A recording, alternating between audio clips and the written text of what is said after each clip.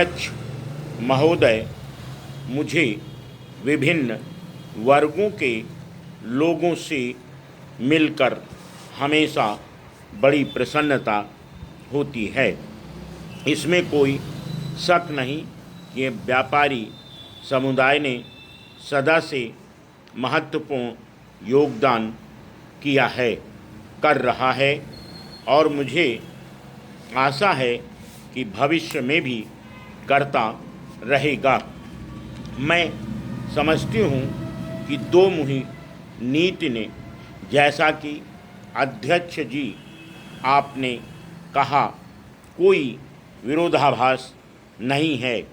हम यह अवश्य ही सोचते हैं कि निजी क्षेत्र को महत्व का योग देना है, लेकिन हम समझते हैं कि जिसे व्यवहारिकता के नाम से जाना जाता है, अध्यक्ष जी आपने ठीक उसी बात की निंदा अपने भाषण के अंतिम भाग में की है, अर्थात कुछ थोड़े से लोगों द्वारा बहुसंख्यक लोगों की कीमत पर अपनी स्वार्थ सिद्धि, और जब तक व्यापारी समुदाय इसको अनुभव नहीं करता और इसे ठीक से समझ नहीं लेता, तब तक जनता से दायित्वों की बात करना व्यर्थ है।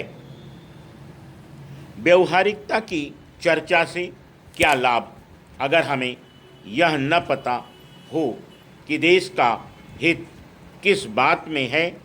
उत्पादन की ज़रूरत की चर्चा करने से क्या लाभ, अगर हम यह न समझें कि उत्पादन इसलिए किया जा रहा है।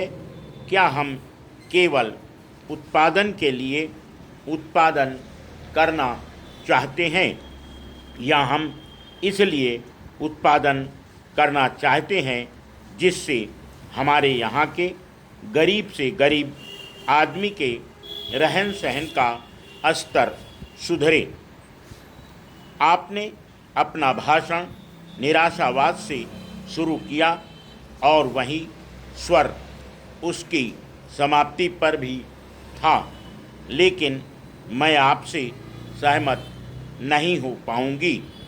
मैं सोचती हूँ कि देश में आज उत्साह का वातावरण है।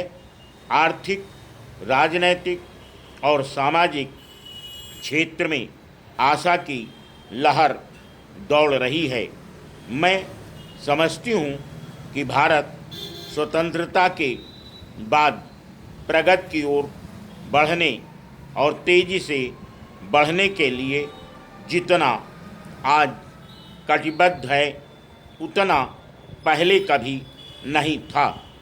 हमारी राह में बहुत सी बाधाएं हैं और मैं पूछना चाहती हूँ, क्या ये श्रमिकों की समस्याएं, जातियों की समस्याएं, भाषाई समस्याएं ऐसी हैं जिनका सामना विश्व के प्रत्येक अमीर देश को नहीं करना पड़ता था? क्या शांति और व्यवस्था का मामला ऐसा है जो केवल भारत के सामने ही है? क्या अमेरिका या विश्व के किसी भी अन्य देश को इसका सामना नहीं करना पड़ रहा है? हम जब इन प्रश्नों से टकराएं तो हमें यथार्थवादी होना चाहिए। व्यापारी समुदाय को यह सीखना है कि वह अपने ही राष्ट्र की छवि धूमिल न करे। Full stop.